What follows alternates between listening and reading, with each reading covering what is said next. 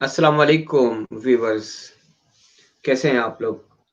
मैं अमीन लागानी एक बार फिर एक नए प्रोग्राम के साथ आप लोगों के सामने। मेरे साथ आज मेरे गेस्ट मसूद आलम साहब, एमफिल इंग्लिश लिटरेचर में उन्होंने किया हुआ है। आज हमारा टॉपिक है how can we increase our vocabulary. Vocabulary जो है वो एक बहुत बड़ा इश्यू रहा है हम सबके लिए। हम ये समझते हैं कि हमारे पास बहुत ज़्यादा अल्फ़ाज़ों का ज़ख़ीरा आ जाए, तो फिर जो है हम इंग्लिश में ग्रो कर सकते हैं।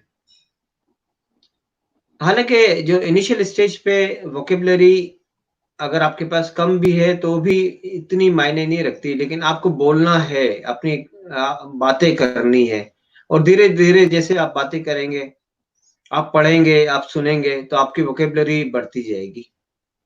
और वोकैब्युलरी को सबसे अच्छा तरीका ये होता है बढ़ाने का कि डेली जो हमारी रोज़मर्रा की ज़िंदगी में जो चीज़ें होती हैं, जो चीज़ें हमें नज़र आती है या जो चीज़ें हमारे सराउंड्स में हम देखते हैं या जिन चीज़ों से हमारा वास्ता पड़ता है, तो हम कोशिश करें पहले उन चीज़ों को इंग्लिश में बोलना शुरू कर दें या उन चीज़ों के नामों को याद करना शुरू कर दें। तो ग्रेजुअली हमारी जो वोकैब्युलरी है वो बढ़ती जाएगी। मैं इससे पहले कि मज़ीद इस टॉपिक के ऊपर बात करूँ, मैं मसूद आलम साहब से रिक्वेस्ट करूँगा अपना इंट्रोडक्शन दे दें। मसूद आलम साहब प्लीज़। जी sir, thank you very much Amin Nagani साहब। मेरा नाम सर मोहम्मद मसूद आलम है और मैं एक इंग्लिश टीचर हूँ, टीचर्स ट्रेनर हूँ और एमफिल इंग्लिश लिटरेचर हूँ और मास्टर ऑफ एजुकेशन और खुशाब पाकिस्तान से मेरा तल्लुक़ है सर। सर बहुत शुक्रिया आप को मैं एक बार फिर वेलकम करूँगा अपने प्रोग्राम के अंदर और मसूद आलम साहब आपको पता है आज हमारे टॉपिक है हम लोगों ने जो लोगों की कहने पे डिसाइड किया था वोकैब्युलरी। वोकैब्युलरी एक बहुत बड़ा इश्यू रहा है और है अभी तक हमारे लिए सबके लिए ही इश्यू है। लोग ये समझते हैं कि शायद पूरी डिक्शनरी को याद करना वोकैब्युलरी है। लोग ये समझते हैं कि शायद वोकैब्युलरी के लिए हमारे पास लातादाद 1000 2000 वर्ड आएँगे तो ही हम जो है इंग्लिश में बात कर सकते हैं।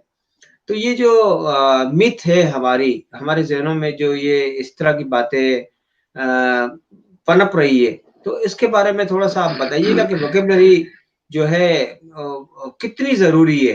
इंग्लिश स्पीकिंग के लिए या इंग्लिश को समझने के लिए या बोलने के लिए? जी सर, सबसे पहले आगे बढ़ने से पहले मैं डिफ़ाइन करना चाहूँगा कि वोकैब्युलरी बेसिकली है क्या चीज़। इसकी जो लिटरल डेफिनेशन है वो तो है ये कि body of words used in a particular language. कुछ लफ्ज़ों का कुछ ज़ख़ीरा जो ख़ास ज़बान के अंदर इस्तेमाल होता है उसको हम एज़ ए वोकैब्युलरी तौर पे डिफ़ाइन करते हैं और हमारी लिंग्विस्टिक के अंदर अगर हम इसको लेके चलें तो इसका जो मानी डेफिनेशन है कि complete set of meaningful units in a language. तो ये जो मानी है लिंग्विस्टिक्स वाला, इसके ऊपर मैं थोड़ा सा बात करना चाहूँगा। पहले हम बात करेंगे सर जर्नल और फिर हम जाएंगे स्पेसिफिक की तरफ। जी सर। सर लफ्ज़ का मायना एक नहीं होता, ये आप ज़हन में रखिएगा। ये हमारे व्यूअर्स के लिए भी और लिसनर्स के लिए भी और जो हमारे जो तलबा अगर सुन रहे हैं तो डेफिनेटली उनको उनके लिए ये चीज़ है कि लफ्ज़ का एक माना नहीं होता कभी भी, किसी भी ज़बान के अंदर एक एग्जैक्ट मानी नहीं होता, उसके मुख्तलिफ मानी होते हैं और हम जी सर। मानी जो होते हैं वो उसके कंटेक्स्ट में देखते हैं। अगर किसी भी लफ्ज़ का मानी देखना है तो उसका फ़िक्रे के अंदर इस्तेमाल देखेंगे कि उस फ़िक्रे के अंदर वो वर्ड जो यूज़ हुआ है वो किस तरह यूज़ हुआ है। उस फ़िक्रे को पढ़ के उस लफ्ज़ का मानी हम निकालेंगे। मेरा कहने का मकसद ये है कि आप डिक्शनरी के अंदर एक वर्ड को बगैर उसके फ़िक्रे के अंदर इस्तेमाल किए आप अगर डिक्शनरी के अंदर उसे देखते हैं तो आपको उसका कोई फ़ायदा नहीं होगा। लेकिन आप जब फ़िक्रे को उस लफ्ज़ को किसी फिक्रे के अंदर इस्तेमाल हुआ हुआ देखेंगे और फिर उसको पढ़ेंगे तो वहां से आपको मानी का पता चलेगा सर। मैं आपको इसकी एग्जांपल देता हूँ सर। सपोज मैं कहता हूँ कि Ali is standing with me. अब स्टैंडिंग का मैंने यहाँ पे लफ्ज इस्तेमाल किया कि Ali is standing with me. तो एक और जगह पे मैं इसी स्टैंड को यूज करता हूँ कि if you just leave this place I will not stand with you. अब लफ्ज तो स्टैंड स्टैंड दोनों तरफ पे आ रहे हैं, लेकिन उसका कंटेक्स्ट तब्दील हो गया है। अब आप देखें कि एक लफ्ज का एक मायना नहीं होता। अच्छा, अगर हम अपनी उर्दू लैंग्वेज के अंदर वोकैबुलरी के अंदर देखें तो अगर मैं एक फिक्रा बोलता हूँ, क्या बात है, क्या बात है, इससे पहले क्या बात है। अगर कोई पता नहीं कौन से वर्ड हैं, इससे आखिर में कोई पता नहीं कौन से वर्ड हैं, तो हमें ये नहीं पता चलेगा कि ये जो लफ्ज जो ये 3 लफ्ज आए हैं, क्या बात है, इसका क्या मतलब है। क्या वो कुछ पूछ रहा है या इसका कोई और कंटेक्स्ट है, कोई और मानी है।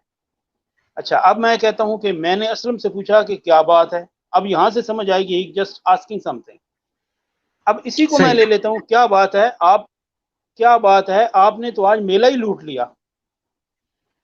तो आप देख लें कि वो जो लफ्ज क्या बात है वो उसने पूरा कंटेक्स्ट ही तब्दील करके रख दिया।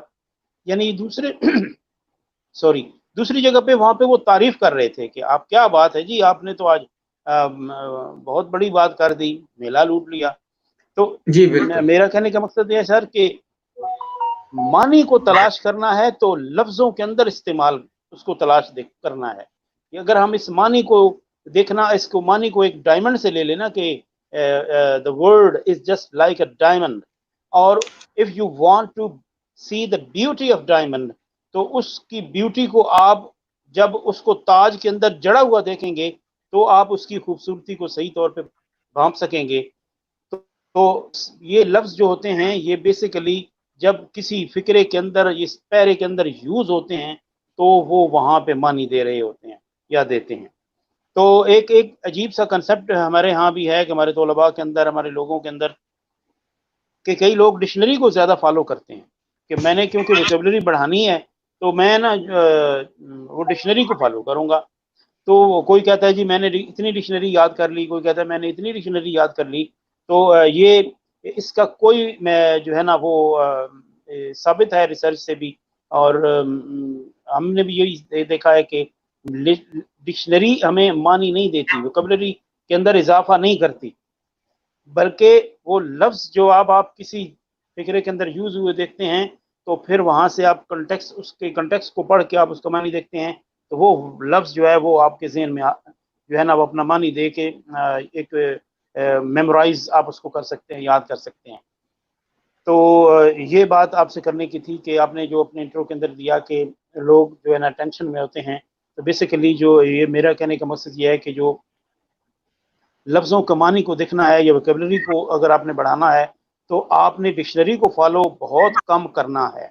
अच्छा, अब मैं आपसे ये बात करूंगा कि डिक्शनरी को फिर फॉलो कब करना है, करना तो है। अच्छा सर, सपोज आप एक पैरा पढ़ रहे हैं, अखबार पढ़ रहे हैं, मैगजीन पढ़ रहे हैं, आप पढ़ते हुए एक लफ्ज मुश्किल आ गया है जिसका मैनी आपको नहीं आ रहा। आप क्या करेंगे, क्या फौरी तौर पे उस मानी को डिक्शनरी में चेक करेंगे? नहीं। एक तो ये है कि फौरी तौर पे चेक करें, वो आप कर सकते हैं, लेकिन मेरी राय ये है, हमारे कुछ जो स्कॉलर्स हैं उनकी भी यही राय है कि जो लफ्ज इस्तेमाल हुआ है उस लाइन के अंदर, आप खुद डिड्यूस करने की कोशिश कीजिए कि वो कौन सा माना यहाँ पे दे रहा है, किस कंटेक्स्ट में वो लफ्ज यूज हुआ है। क्योंकि लफ्ज के मानी उसके आगे पिछले पड़ोस में के रहने वाले लोगों में या अगले पड़ोस के रहने वाले लोगों में होगा। मेरा कहने का मकसद यह है कि जो वर्ड है उससे पहले जो वर्ड्स होंगे उसके अंदर उसका माना आ रहा होगा, या आखिर के अंदर जो उसके बाद के आने वाले वर्ड्स हैं उनके अंदर उसका माना आ रहा होगा।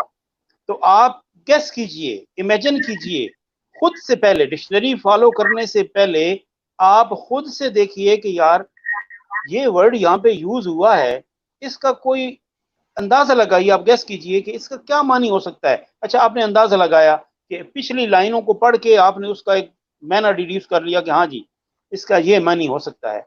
अब आप उस लफ्ज के ऊपर सर्कल कर दें और अब आप डिक्शनरी के अंदर चले जाइए और आप देखेंगे तो आपको पता चलेगा कि हाँ यार, ये जो मेरा लफ्ज है ये 90% तक मैं ठीक था, क्योंकि आपने उसको अब जब आपने उसको सर्च का प्रोसेस से गुजरे, आपने गेस किया, वो जो गेस करते हैं आप या गेस करने की कोशिश करते हैं, that is basically the act of creativity. वो आप एक क्रिएटिविटी से गुजरते हैं, and whenever you just put your mind to under certain process of creativity, तो वो लफ्ज आपके दिमाग के अंदर बैठ जाता है। तो जिस तरह मैंने कल आपसे गुजारिश की थी हियरिंग और लिसनिंग के अंदर, तो इसके भी आप यही बात ले लें कि जब भी आपके जहन में कोई कोई पढ़ते हुए आपके कोई लफ्ज आता है, आप फौरी तौर पर डिक्शनरी के लिए जाते हैं, तो वो बेसिकली कौन सी एक चीज होगी, वो आपके पास एक रेडीमेड मटेरियल सा आ जाएगा। आपने उसके ऊपर वर्क नहीं किया, आपने उसके ऊपर अपने दिमाग को खर्च नहीं किया, गेसिंग नहीं की, आपने अपने तखीयल के अंदर वो चीज़ नहीं लेके आए, अपने दिमाग को काम पे नहीं लगाया, तो इस वजह से वो लफ्ज आपके ज़हन के अंदर कम बैठेगा बनिस्बत उस एक्टिविटी से जो मैंने आपसे पहले जो है ना वो गुजारिश की है। जी सर। सही। सर माशाल्लाह से आपने वोकेबलरी के बारे में जो है ना इसकी बेसिक के वोकेबलरी बेसिकली क्या चीज़ है। सर ये वोकेबलरी को इंक्रीज करने के लिए जो है क्या डिक्शनरी को पूरा पढ़ना ज़रूरी होता है? जो लोगों के ज़हनों में मिथ बनी हुई है कि जब तक हम वोकेबलरी पूरी नहीं याद कर लेंगे, जब तक हम इंग्लिश नहीं बोल सकते। देखिए सर, मैंने पहले गुजारिश की कि वोकेबलरी आप देखें लें, आप लोगों के अंदर ज़हन में है कि हमने वोकेबलरी को चेक करना है कि वो हमें मानी देगी, और मैंने आपसे ये गुजारिश की है कि शुरू में कि लफ्ज़ का एक मानी तो होता ही नहीं है, तो फिर आप वोकेबलरी की तरफ, उस डिक्शनरी की तरफ कैसे जाएंगे?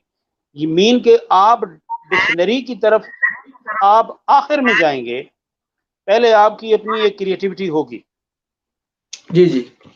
तो बिल्कुल ये बात जो एक मिथ अगर ये बनी हुई है, तो मैं जो है ना ये सर्टिफाइड चीज़ है, बिल्कुल साबित शुदा है कि जो है ना ये जब देखे ना, मानी हमने तलाश करना है, मैं फिर वही बात कर रहा हूँ, इसलिए तलाश करना है क्योंकि आप एक लफ्ज़ है, उसका एक मानी तो है नहीं, तो फिर आप मैंने को डिक्शनरी के अंदर फौरी तौर पे कैसे तलाश करेंगे?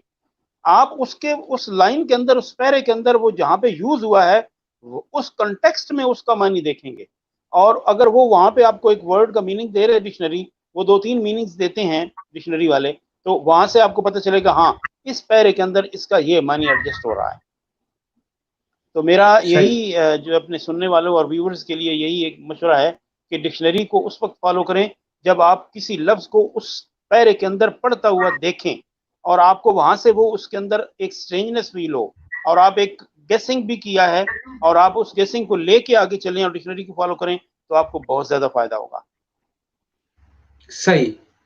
मतलब ये है कहने का कि वोकेबलरी की अहमियत अपनी जगह है, लेकिन जो आप पैसेज पढ़ रहे हैं, जो आप पैराग्राफ पढ़ रहे हैं, जो लाइन आप पढ़ रहे हैं, आपने उसी लाइन के अंदर से उसका मतलब को निकालने की कोशिश करनी है। सबसे पहले आपने कोशिश उसी तरीके से करनी है।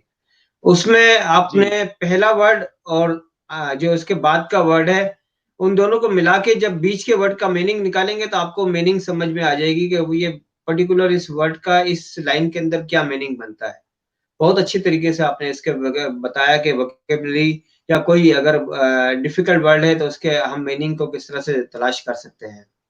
सर वोकैब्युलरी के हवाले से जो टिप्स आपने ये दी, इसके अलावा जो टिप होती है या जो आप हमारी लर्निंग के लिए हमारे साथ शेयर करना चाहें तो प्लीज़?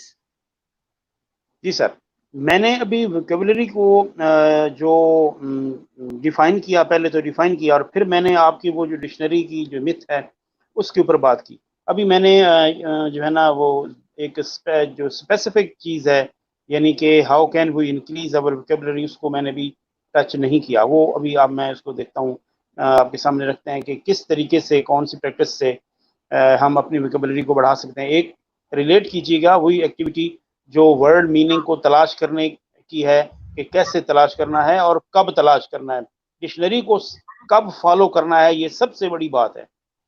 अब आ जाते हैं सर हम कि जर्नलाइज स्पेसिफिक की तरफ, कि हम कौन सी वो मेथड्स हो सकते हैं, तरीके हो सकते हैं कि अगर हम अपनाएं तो अपनी वोकेबलरी को एनहांस कर सकते हैं हम।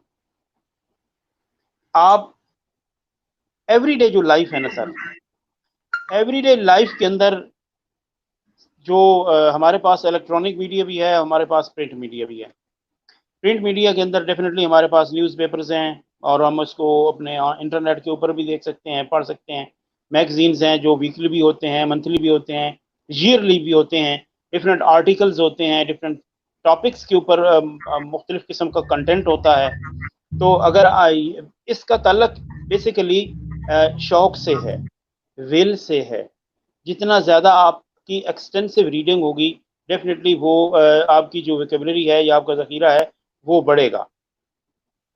अच्छा, अब ये बातें तो मैंने की कि कौन कौन सी चीज़ें हैं। अच्छा, इसके बाद आप जब आप उन लफ्ज़ों को पढ़ेंगे, यानी कोई लफ्ज़ नया आते हैं आपके सामने, आप उनको अनसर्कल कीजिए और उसका इमेजिनरी मीनिंग निकालिए और फिर आप उसको डिक्शनरी को यूज़ कीजिए।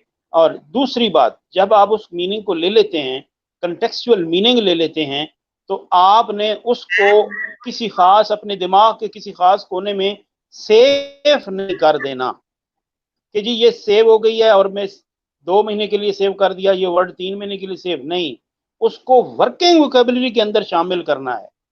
वर्किंग वोकेबलरी एक लिटरेरी टर्म है। What is a working vocabulary? Working vocabulary is the vocabulary that we use in a daily life, time and again. हम उसको काम में ले आते हैं। ये एक ऐसा टूल है, ये नया word, we have learned a new word. Now if that new learned material or the new word, we just put that word in a cupboard and just lock it, and we do not open that lock for a week or for 2 weeks, वो क्या होगा, वहां पे वो पड़ा रहेगा। और whenever you just want to recall it, that I have learned a new word, and just when you want to use that word in your own sentences or while writing or while speaking, वो आपका साथ नहीं देगा sir, वो उसी तरीके से अलमारी में पड़ा रहेगा। फिर आपने उसको वर्किंग कंडीशन के अंदर लेके आना है, डेली यूज में, अपनी राइटिंग में, अपनी स्पीकिंग में उसको यूज कीजिएगा आप। तो उस तरीके से नए वर्ड्स आपके दिमाग का हिस्सा बनते हैं। अदरवाइज वो नए वर्ड आते रहते हैं, डिलीट होते रहते हैं। जिस तरह आपने उस दिन बात की थी ना कि फेसबुक के अंदर एक चीज आप डालते हैं, वो ट्रांजिटरी होती है, वो कुछ वक्त के लिए आती है, चली जाती है। तो इसी तरीके से नए वर्ड्स को आप जी बिल्कुल यूज कीजिए, वर्किंग वोकैबुलरी के अंदर लेके आइए। अच्छा सर, अब इसके ऊपर दूसरी बात यह है कि लर्न रूट वर्ड्स। अब रूट वर्ड बेसिकली आपको आपके ज़हन में होगा कि प्रीफिक्सेस होते हैं और कुछ लफ्ज़ के आखिर में सफिक्सेस होते हैं और एक रूट वर्ड होता है। आप उस रूट वर्ड को ले लें और उस रूट वर्ड से जितने लफ्ज़ बन सकते हैं, 2, 3, 4, 5, 6, आप उनको याद करना। आप अगर उनको देखेंगे तो आपको वो जल्दी याद रह जाएंगे। सपोज एक लफ्ज़ है ड्यूस, DUC या DUC, आप इससे पहले प्रोड्यूस कर दें या फिर आप डिड्यूस कर दें या फिर आप रिड्यूस कर दें। ये ऐसे 3 लफ्ज़ हैं कि आप इस तरीके से, एक रूट वर्ड DUC था या DUCE, तो इस रूट वर्ड से आप मुख्तलिफ किस्म के वर्ड्स को निकाल सकते हैं। तो ये क्या होगा कि एक रिदम सा बन जाता है और एक वर्ड दूसरे वर्ड को तलाश करने में हमें हेल्पफुल होता है सर। ये नंबर 2 टिप आपके लिए, अपने लिसनर्स के लिए ये टिप है सर। जी जी। अच्छा सर, अब हमारे पास आ जाता है कि सिचुएशनल लैंग्वेज। सिचुएशनल लैंग्वेज के ऊपर हमने 2-3 दफ़ा अपने डिस्कशन के अंदर बात की है। ज़बरदस्त चीज़ है सर। एक फंक्शन, हाँ, जब आपने अगर कोई भी लैंग्वेज सीखनी है तो आप सिचुएशन के अंदर जाइए। ज़रूरी नहीं कि आप किसी गैदरिंग के अंदर चले जाएं, उठ जाएं। डेफिनेटली देखें, हम यहाँ बैठकर, एक जगह पे बैठकर दुनिया की सैर कर सकते हैं। कैसे? मैं यहाँ पे बैठकर मैं इमेजिन कर सकता हूँ कि आई am just in the northern areas of my country, and just cool breeze is touching my cheeks, and just I am just seeing the flowing rivers and there are fountains that are flowing as well, and the huge mountains. Imagine करिएगा, आप imagine करते हैं तो उसी वक्त एक पूरा मंजर आपके दिमाग में आ जाता है। आपके पास इसका बेहतर नॉलेज है मेरे से। तो आप जब एक सिचुएशन के अंदर अपने आप को इमेजिन करते हैं कि मैं suppose I am in a certain situation and then you are just to find out what kind of words you need to use in that certain situation. आप वो वर्ड्स निकालिए, वो ढूंढिए वो वर्ड्स। ये मेंटल क्रिएटिविटी एक activity है। ये जो इल्म का तल्लक है, ये जब आप अपने दिमाग को जितना यूज करते हैं, जितनी क्रिएटिविटी की तरफ लेके चले जाते हैं आप उसको, इतनी ही आप सीखते हैं। अगर मैं इसको ये कहूँ कि नो पेन नो गेन, आप रेडीमेड मटेरियल की तरफ नहीं जाइए। इमेजिन कीजिए एक सिचुएशन को, और इसी सिचुएशन को आप उसके मुताबिक वर्ड्स यूज तलाश कीजिए और फिर सेंटेंसेस के अंदर उन वर्ड्स को इस्तेमाल कीजिए। आप जो समझें कि यही such kind of sentences I will need to meet that situation, तो डेफिनेटली आपको वो नए वर्ड्स आपके सामने आएंगे और आपके लिए हेल्पफुल होंगे। और दूसरी बात यह है कि वो आपके ज़हन का हिस्सा बनेंगे, क्योंकि आपने एक लॉ ऑफ एसोसिएशन हमारी तालीम के अंदर सर है कि लॉ ऑफ एसोसिएशन, आप किसी लफ्ज को किसी दूसरे लफ्ज के साथ एक खास तरीके से जोड़ देते हैं। मसलन जैसे हम कहते हैं ना कि फलां आदमी का जो घर है उसके घर के साथ एक सफेद रंग का जो है ना ये एक मीनार सा बना हुआ है। आपने जी उस जी घर को उस अपने दोस्त के घर को सफेद रंग के मीनार के साथ लिंक कर दिया है। अब जब भी उस दोस्त का नाम ज़हन में आएगा तो सफेद मीनार साथ खड़ा होगा उसके ज़हन में, और वो उसको लोकेट कर लेगा, देख लेगा। तो ये बेसिकली बिल्कुल यही चीज़ है वोकैबुलरी का भी, कि आप जब एक सिचुएशन के अंदर जाते हैं, अपनी डेली लाइफ के अंदर कुछ मुख्तलिफ चीज़ें हैं, मुख्तलिफ सिचुएशंस हैं, मुख्तलिफ फंक्शंस हैं, तो आप उसके लिए आपको मुख्तलिफ किस्म के वर्ड्स चाहिए होंगे। अच्छा, जो वर्ड्स आप घर के अंदर अगर कोई सिचुएशन क्रिएट करते हैं, जो घर के अंदर जो वर्ड यूज कर सकते हैं, definitely when you are out of the house and you are just imagine that I am just sitting with my friends in outside in certain location and we are just discussing such and such topic, तो definitely आपकी vocabulary और होगी, आपके sentences और होंगे, और आपके सारे अल्फाज आपको और चाहिए होंगे। तो इसलिए वोकैबुलरी को एनहांस करने का, इंक्रीज करने के लिए आपके लिए ये जो तीसरी बात मैंने की वो यही है कि आप एक सिचुएशन क्रिएट कीजिए और उस सिचुएशन में रख के अपने लिए अल्फाज निकालिए, तलाश कीजिए, सर्च कीजिए, और सेंटेंसेस उन लफ्ज़ों को सेंटेंसेस के अंदर जब आप यूज़ होंगे तो डेफिनेटली उसका एक कंटेक्स्ट देंगे, मानी देंगे, और फिर आप उसको लेके चलेंगे, तो ये आपकी मेमोरी का हिस्सा होंगे। जी सर, यहाँ तक आपके जहन में कोई क्वेश्चन है तो फिर हम आगे चलते हैं।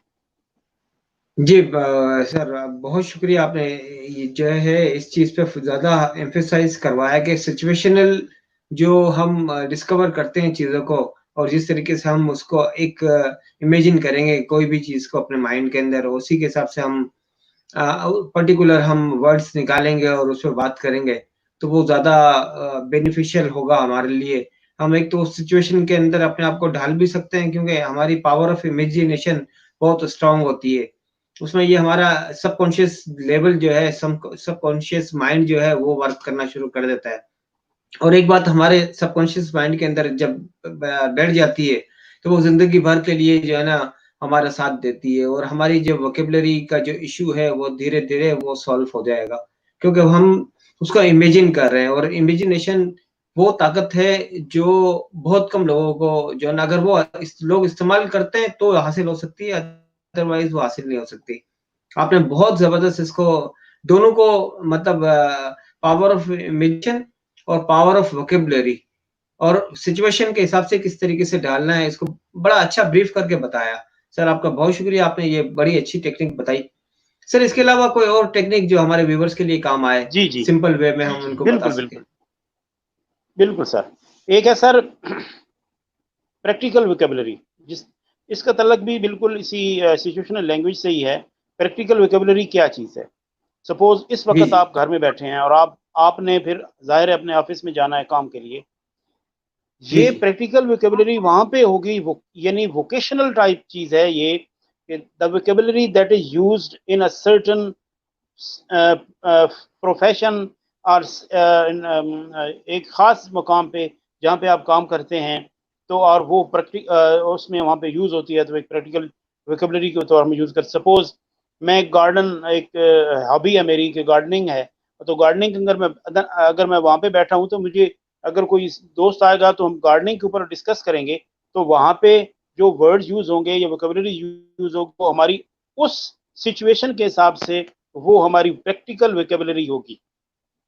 इस तरीके से जब हम टीचर हैं तो हम जब अपनी अपनी क्लासरूम के अंदर होते हैं तो वहां पे भी हमारी जो वोकेबलरी यूज होगी वो एक खास वोकेबलरी यूज होगी जिसको हम प्रैक्टिकल वोकेबलरी की तरफ लेके जाएंगे। यानी ये प्रैक्टिकल, यहीं पे हमें वो वर्ड्स चाहिए जो खास किस्म के टिपिकल वर्ड्स होते हैं जो यूज होते हैं, जो हमें क्लासरूम के अंदर हम अपना मैनेज करते हैं अपने सिस्टम को।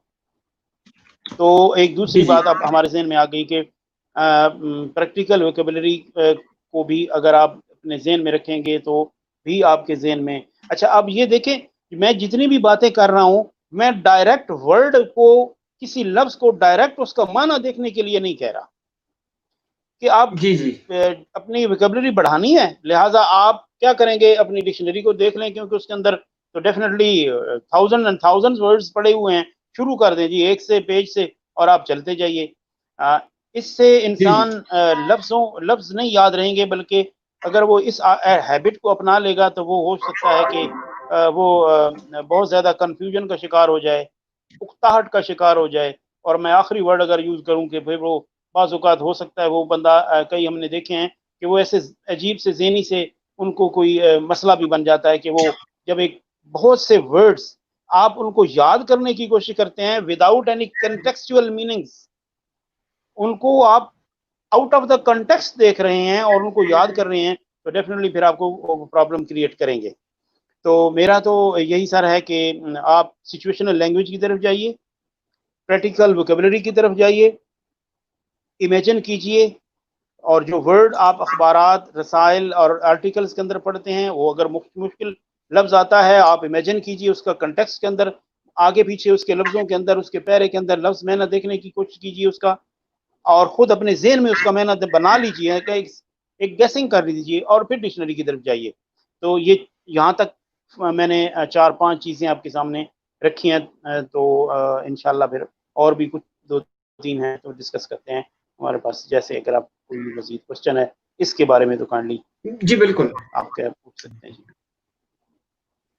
जी बिल्कुल, आप जो है मज़ीद जो है इस जो हमारा वोकैब्युलरी का मेन फ़ोकस है, उसके ऊपर आप मज़ीद जो है हम लोगों के साथ शेयर करें, ताकि ये कि हम लोग मज़ीद आपके साथ सीखें। आपने अभी तक जितनी चीज़ें बताई, वो सारी प्रैक्टिकल अगर हम यूज़ करेंगे और उसको अपने जो हमारी पावर है, हमारी इनर पावर है, उसके साथ मिला के यूज़ करेंगे, तो हम बहुत बेहतर तरीके से उसपे अपने गिरफ्त कर सकते हैं और उसको कंट्रोल में लाके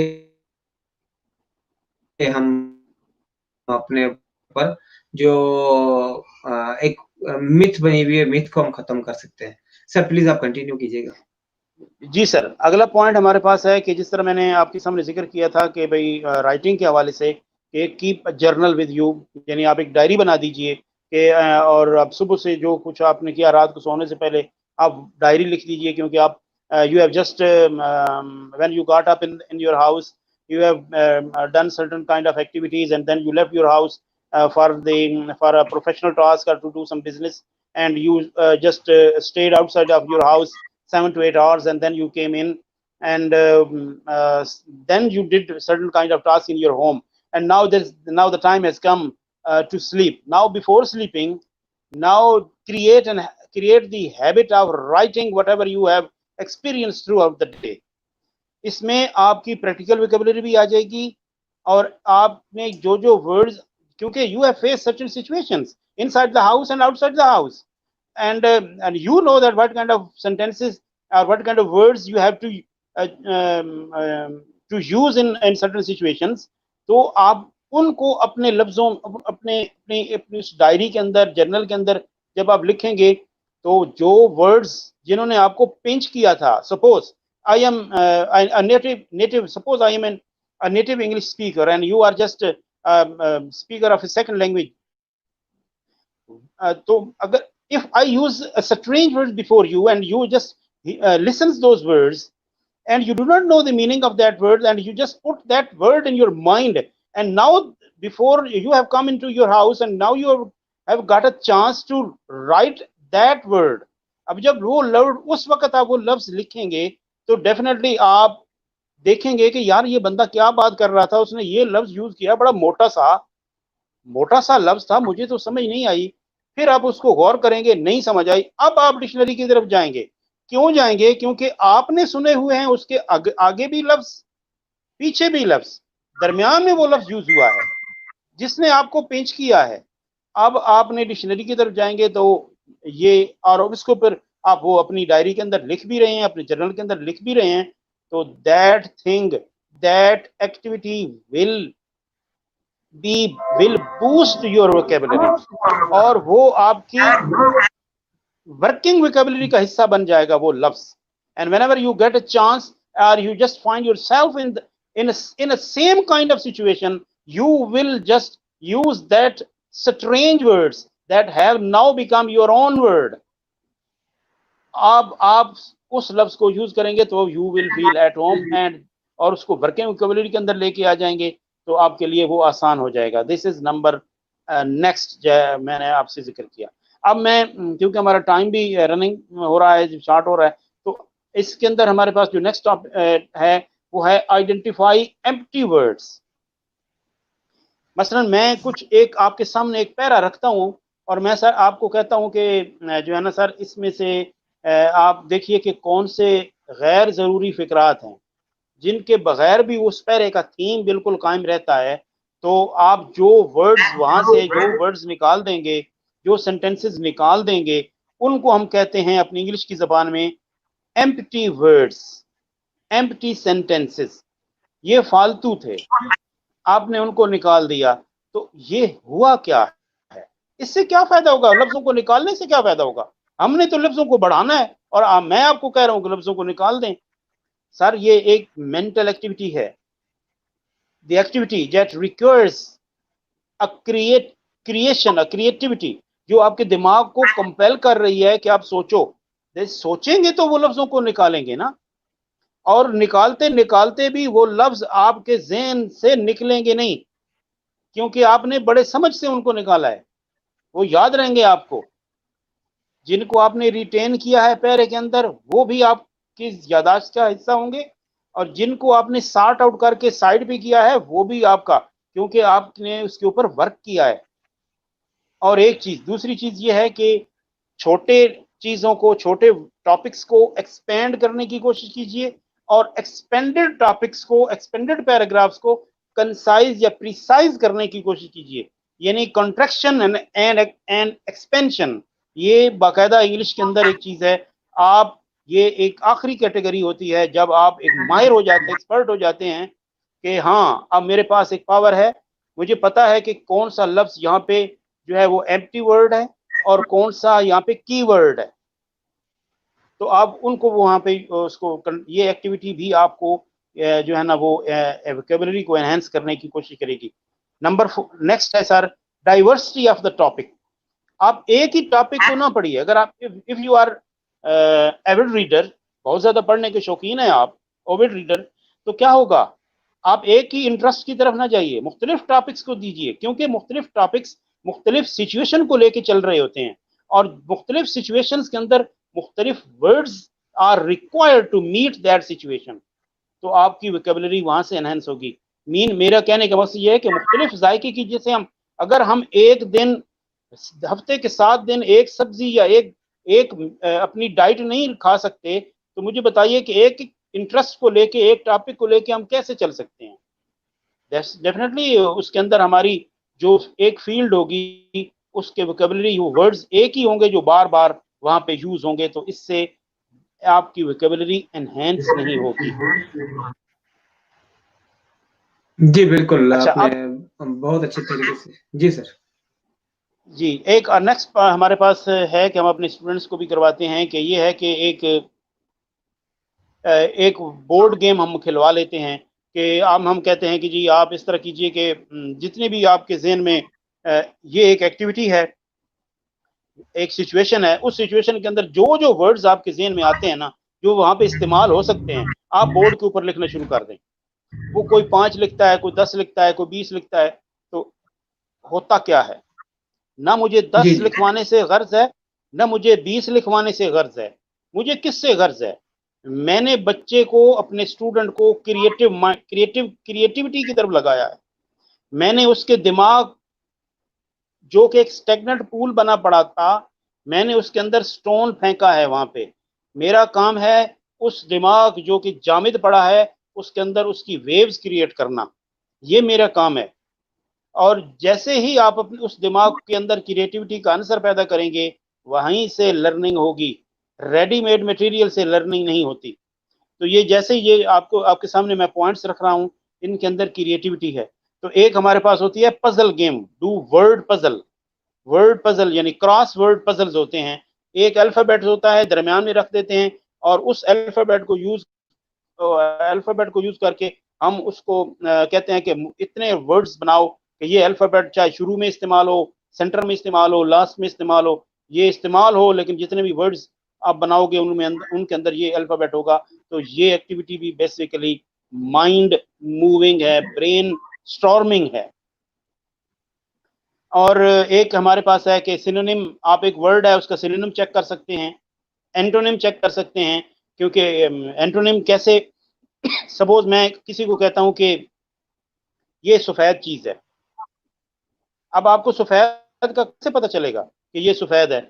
मैं अगर आपके सामने कह दूं कि ये सफेद है और ये ब्लैक है, ये काली चीज है, यानी this is white and this is black. जब मैं दोनों का एक कंट्रास्ट आपके जहन में रखूंगा, तो आप फिर सफेद को सफेद समझने लग जाएंगे और ब्लैक को ब्लैक समझने लग जाएंगे। यानी सिनोनिम मुतरादिफ लफ्ज मांगने वाले, और एंटोनिम मुतजाद, ये दोनों एक दूसरे के अंदर आपको मानी समझाते हैं और आपकी वोकेबलरी के अंदर है आपको इंक्रीज करते हैं। तो सही। ये कुछ चीजें थी सर, मैंने आपके सामने शेयर की हैं। Thank you very much Masood Alam साहब। आपने बहुत अच्छे तरीके से आपने जो इंग्लिश वोकेबलरी को इंक्रीज करने के लिए टिप्स भी शेयर किए आपने, tips for vocabulary, tricks for vocabulary. फिर आपने सिचुएशनल जो पूरा एक सांचा हमारे सामने खींचा, अपना व्यू पॉइंट बताया कि किस तरीके से हम इमेजिनेशन के अंदर पावर ऑफ इमेजिनेशन को यूज करके सिचुएशनल लैंग्वेज को हम अपने ऊपर हावी करके और हम अपनी वोकेबलरी को इंक्रीज कर सकते हैं। फिर आपने उसी तरीके से कुछ टेक्निक भी यूज की। फिर आपने आखिर में एक्सरसाइज भी बताई कि आप इस एक्सरसाइज को अगर फॉलो करते हैं, जो आप अमूमन अपनी जो आपका सेमिनार होता है या जो आप क्लासेस लेते हैं, उसमें आप एक्सरसाइज करवाते हैं स्टूडेंट के साथ। तो आपने तकरीबन हर चीज़ को ही कवर कर लिया कि हम किस-किस तरीके से हम अपनी इंग्लिश वोकैब्युलरी को इंक्रीज़ कर सकते हैं। मैं सर वन्स अगेन आपका थैंक यू बोलूँगा आपको। आपने अपना कीमती टाइम दिया। फिर मैं लास्ट आपसे एक रिक्वेस्ट करूँगा कि हमारे जो व्यूअर्स हैं, उनके लिए आप कोई एक मैसेज देना चाहें वोकैब्युलरी के हवाले से, इसके बाद हम इस प्रोग्राम को वाइंड अप करते हैं। जी सर, ये मैं अपने व्यूवर्स और लिसनर्स के लिए ये मैसेज देना चाहूँगा कि ये जो भी डिस्कशन हमारी हो रही है, ये हमारा जो सेशन जा रहे हैं, ये मैं समझता हूँ कि एक ज़बरदस्त चीज़ जा रही है। और क्यों ये चीज़ अच्छी जा रही है, क्योंकि हमारे उन लोगों के लिए जो के लिए ये बर्निंग टॉपिक्स हैं, उनके लिए ये एक सर्च मटेरियल आ रहा है। यानी कि हम बाकायदा इसके ऊपर सर्च करते हैं और सर्च के बाद उसके ऊपर फिर हम अपनी जो है ना वो बात करते हैं। तो ये उन लोगों के लिए जिनके लिए ये टॉपिक्स, क्योंकि हम टॉपिक्स पहले शेयर भी कर रहे हैं, तो ये टॉपिक्स उनके लिए ये बहुत ही मैं कहता हूँ कि फ़ायदेमंद होंगे, जिनको ये इनकी ज़रूरत है। तो काइंडली स्टे ट्यून्ड। जी, व्यूअर्स आप जो है हमारी जो सीरीज चल रही है इंग्लिश लैंग्वेज के ऊपर, आप इसको कोशिश करें कि हमारे जितने भी एपिसोड अभी तक हो चुके हैं, उन सबको आप मुकम्मल देखें, ताकि आपको बहुत सारी चीज़ें जो हमारा प्रैक्टिकल एक्सपीरियंस या जो हमारा एकेडमिक एक्सपीरियंस रहा है, जो हम लोगों को ट्रेन करते हैं या लोगों से हमने सीखा है, वो सारी चीज़ें हम अपना निचोड़ अपनी ज़िंदगी का जो अभी तक हम लोगों ने लर्न किया है, वो आप लोगों के साथ शेयर करते हैं। तो हमें भी पूरी उम्मीद है कि आप हमारे ये तमाम एपिसोड को मुकम्मल देखेंगे। और मेरा जो चैनल है आस्क अमीन और मसूद आलम साहब का जो चैनल है, मैं इंशाल्लाह इस वीडियो के नीचे इनका चैनल का लिंक भी लाज़मी लगा दूँगा। लास्ट टाइम भी मैंने भूल गया था लगाना, इस मरतबा मैं ज़रूर लगा दूँगा। तो आप उनके चैनल को भी सब्सक्राइब कर दें और हमें जो है आप लोगों की तरफ से एक मोटिवेशन की ज़रूरत है। आप हमारी वीडियोज़ को देखेंगे, हमारे चैनल को सब्सक्राइब करेंगे तो हमें एक आपकी तरफ से मोटिवेशन मिलेगा और हम इसी तरीके से डेली बेसिस पे या जब भी मौका मिलेगा तो हम आपके सामने हाज़िर होंगे एक नए टॉपिक के साथ। तो once again thank you very much Masood Alam साहब। हम फिर नेक्स्ट टाइम एक और नए एपिसोड के साथ हाज़िर होंगे एक नए टॉपिक के साथ। Thank you. Thank you sir. Allah हाफ़िज़।